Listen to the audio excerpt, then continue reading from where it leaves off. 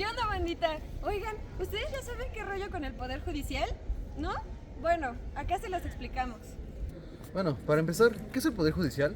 El Poder Judicial de la Federación es la potestad que tiene el Estado de cuidar y cumplir las leyes de la Constitución, así como de administrar la justicia de un país, a través de la aplicación de leyes y reglamentos preestablecidos.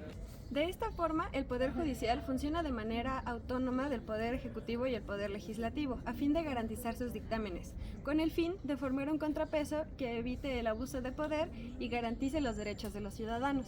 El ejercicio del Poder Judicial de la Federación se encuentra regulado en el artículo 94 de nuestra Constitución Política, donde se establece que el ejercicio de ese poder se deposita en una Suprema Corte de Justicia de la Nación, en un tribunal electoral, en tribunales colegiados y unitarios de circuito, y en juzgados de distrito. El Poder Judicial de la Federación, a diferencia del Poder Ejecutivo, tiene un órgano de control independiente, llamado Consejo de la Judicatura Federal. Por otra parte, en el artículo 1 de la Ley Orgánica del Poder Judicial de la Federación se contempla también el Jurado Federal de los Ciudadanos, así como tribunales de Distrito Federal y de los estados, cuando se trate de casos en los que los tribunales federales no se encuentran en la localidad donde se desee promover un juicio de amparo. Actualmente, el Poder Judicial de la Federación cuenta con un total de 710 órganos jurisdiccionales a lo largo y ancho de la República Mexicana, los cuales se encuentran distribuidos de la siguiente manera. 95 tribunales colegiados de circuito, 79 tribunales unitarios de circuito, 324 juzgados de distrito, 38 tribunales colegiados de circuito auxiliares, 12 tribunales unitarios de circuito auxiliares, 49 juzgados de distrito auxiliares. Ahora desarrollaremos la organización de la Suprema Corte de Justicia, pues este es el máximo órgano jurisdiccional del Poder Judicial de la Federación. Su estructura orgánica se encuentra establecida en el Manual General de Organización y se conforma por un pleno, 2 secretarías de acuerdos, una por cada sala, un área de ponencias, una secretaría general de acuerdos, con una subsecretaría de los comités de ministros. La Comisión para la Transparencia, Acceso a la Información y Protección de Datos Personales, que tiene a su cargo un comité. Cuenta además con un Instituto de Investigaciones Jurisprudenciales y de Promoción y Difusión de la Ética Judicial. Además, se contempla la presidencia, que tiene a su cargo una Secretaría General, de la cual se desprenden 4 direcciones generales y una Secretaría de Seguimiento. La Oficialía Mayor se encuentra subordinada a la presidencia y a su vez se divide en 2 secretarías ejecutivas, que tienen a su cargo un total de 7 direcciones generales. Esta estructura la componen 11 ministros cuyo cargo tiene una duración de 15 años. Como se menciona, la Corte puede trabajar en pleno o en salas que se conforman de 5 ministros. La Suprema Corte cuenta además con un ministro presidente que es elegido entre los 11 ministros cada 4 años y que no puede ser reelecto para el periodo inmediato posterior, como lo estipula el artículo 12 de la Ley Orgánica del Poder Judicial de la Federación. Asimismo, hay un ministro presidente por cada sala, que de igual forma es elegido por los integrantes de cada sala por un periodo de 2 años.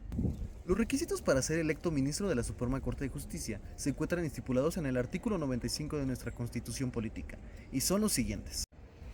Ser ciudadano mexicano por nacimiento, tener cuando menos 35 años cumplidos el día de la designación, poseer el día de la designación con antigüedad mínima de 10 años, título profesional de licenciado en Derecho, expedido por autoridad legalmente facultado para ello, gozar de buena reputación y no haber sido condenado por delito que amerite pena corporal de más de 1 año. La Suprema Corte de Justicia de la Nación también posee una comisión sustanciadora única del Poder Judicial de la Federación, cuya función es sustanciar y tramitar expedientes formados con motivo de conflictos por trabajadores entre el Poder Judicial de la Federación y sus empleados, así como emitir el dictamen en los conflictos para someterlo a consideración de la Suprema Corte de Justicia o al Pleno del Consejo de la Judicatura, y por último, llevar a cabo el procedimiento de ejecución de las resoluciones definitivas que dicta la Suprema Corte de Justicia o el Consejo de la Judicatura según sea el caso, de conformidad con lo establecido en el artículo 153 de la Ley Federal de los Trabajadores al Servicio del Estado. Como mencionamos anteriormente, el Poder Judicial de la Federación también se encuentra compuesto por el Consejo de la Judicatura Federal, el cual será a cargo de la administración, vigilancia y disciplina del Poder Judicial de la Federación, con excepción de la Suprema Corte de Justicia de la Nación. La misión institucional del Consejo de la Judicatura Federal, contemplada en su Manual General de la Organización, es la de garantizar la administración, vigilancia, disciplina y la carrera judicial que permiten el funcionamiento de juzgados de distrito y tribunales de circuito y aseguran su autonomía, así como la objetividad, honestidad, profesionalismo e independencia de sus integrantes, a fin de coadyuvar a la sociedad para que reciba justicia pronta, completa, gratuita e imparcial. De acuerdo con la Constitución Federal, el Consejo de la Judicatura Federal será el que determinará el número, la división en circuitos, la competencia territorial y, en su caso, la especialización por materia de los tribunales unitarios y colegiados y de los juzgados de distrito. El Consejo de la Judicatura se integra por 7 consejeros, uno de los cuales es el presidente de la Suprema Corte de Justicia, que a su vez es el presidente del Consejo de la Judicatura. La estructura orgánica del Consejo se encuentra contemplada en su Manual General de la Organización y se contempla a la presidencia del Consejo de la Judicatura como órgano supremo. Esta cuenta con una Secretaría Ejecutiva del Pleno y 6 Secretarías Ejecutivas adicionales, un Instituto de la Judicatura, una Visitaduría Judicial, La Contraloría del Poder Judicial de la Federación, un Instituto Federal de Defensoría Pública y un Instituto Federal de Especialistas de Concursos Mercantiles. Por debajo de las áreas antes mencionadas se encuentran 15 direcciones generales, 6 unidades y 4 vocalías. ¿Sabías que el Poder Judicial en México no solo es el encargado de impartir justicia, sino que también tiene una relación muy cercana con el sistema penitenciario en México? Hoy vamos a descubrir cómo funciona este poder, cuál es el debido proceso, cuál es su relación con los otros poderes y cuál es su papel en los juicios. Primero hablemos del funcionamiento del Poder Judicial, el cual, junto con los otros 2 poderes que son el Ejecutivo y el Legislativo, son los 3 pilares fundamentales para un Estado democrático. En México, el sistema judicial está encabezado por la Suprema Corte de Justicia de la Nación, la cual es la máxima autoridad judicial en nuestro país, seguida por tribunales y juzgados en diferentes niveles. Cada uno de estos órganos cumple una función específica, pero todos tienen en común la importancia de cumplir justicia eficaz e imparcial.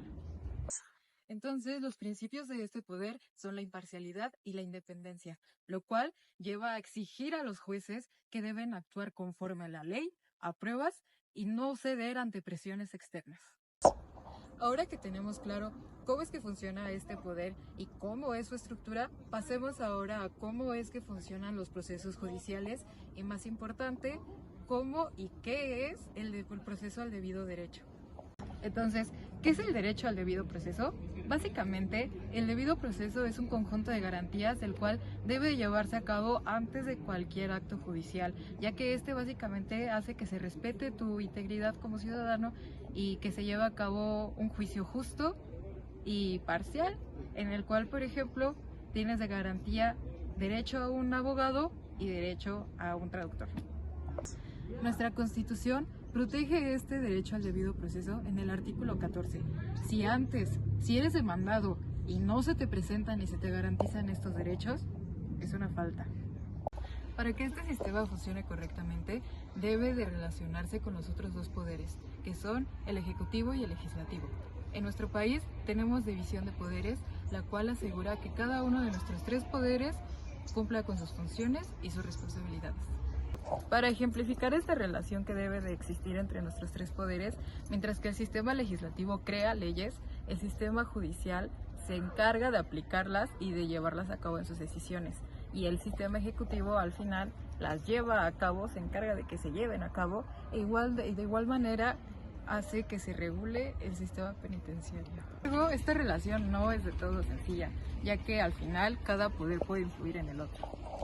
Un buen ejemplo de esto es cómo es que las reformas judiciales que se han llevado últimamente han cambiado o pueden cambiar el cómo se lleva a cabo la justicia en México. Finalmente hablaremos sobre cómo es que se relacionan el Poder Judicial y el sistema penitenciario, ya que a pesar de que el Poder Judicial no administra las cárceles, sí tiene un papel muy importante en el momento decisivo en dónde es que se llevan a las personas que son juiciadas o sentenciadas. El papel del Poder Judicial en este momento, hablando del sistema penitenciario, es que este establece penas y dicta sentencias, y ya la responsabilidad o el seguimiento de derechos que afrontan las personas que fueron encarceladas corren directamente del Poder Ejecutivo, y esto ya es inseguro y no se tiene realmente en manos de nadie. Sin embargo, aún así el Poder Judicial puede intervenir en el caso de que se reporten abusos de los derechos humanos de los encarcelados, ya que este poder, recordemos que debe de seguir sus principios de respetar y resguardar los derechos y preservar la dignidad. Como hemos visto, el Poder Judicial es una pieza clave en el momento de impartir justicia y de proteger y resguardar los derechos de los acusados y condenados en nuestro país. Si bien su relación con el sistema penitenciario y los otros poderes es algo complejo, esta es muy necesaria para poder llevar a cabo un correcto funcionamiento de un Estado de Derecho. El Poder Judicial es clave para el equilibrio y la justicia en México, pero como toda institución tiene fortalezas y debilidades. Acompáñame a ver algunos de los puntos más importantes en los últimos años para entender su impacto en nuestra vida cotidiana. Empecemos con lo positivo. En los últimos años, el Poder Judicial mexicano ha demostrado avances significativos, especialmente en el área de derechos humanos. La Suprema Corte de Justicia de la Nación, por ejemplo, ha emitido sentencias y dictámenes que favorecen a la protección de los derechos de las comunidades indígenas, la legalización del matrimonio igualitario, así como la despenalización del aborto en varios estados. Otra fortaleza sería su independencia. La Corte ha mantenido una postura de autonomía frente a los otros poderes, revisando y en algunos casos hasta frenando ciertas reformas o decisiones del Poder Ejecutivo y Legislativo. Este papel como contrapeso ha ayudado a mantener la democracia en nuestro país. Otro aspecto positivo del Poder Judicial sería la digitalización en los procesos judiciales, principalmente impulsado por la pandemia de COVID-19.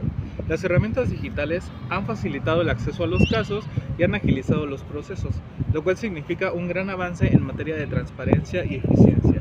Estas herramientas han permitido que los ciudadanos sigan sus casos desde cualquier lugar en el que estén. Pero como bien sabemos, no todo es positivo.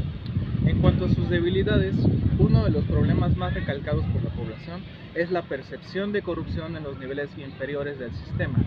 Muchos ciudadanos ven al sistema como lento, torpe o muchas veces poco accesible para las personas que no tienen los recursos económicos necesarios para poder defenderse. Además, aún existen desafíos en la transparencia de algunos procedimientos.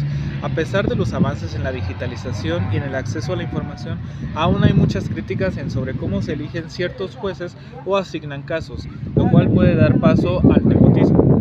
Según un informe de Transparencia Mexicana, esto afecta la confianza de los ciudadanos y alenta al sistema judicial.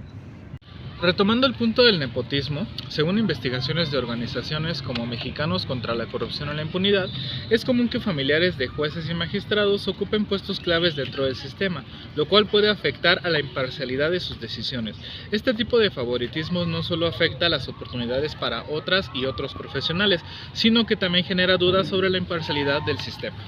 Y por último, está la lentitud en algunos procesos judiciales, siendo esta una debilidad bastante importante, ya que a pesar de la digitalización de algunos trámites judiciales, este sigue siendo un sistema lento y en ocasiones ineficaz, lo que afecta directamente a quienes buscan justicia.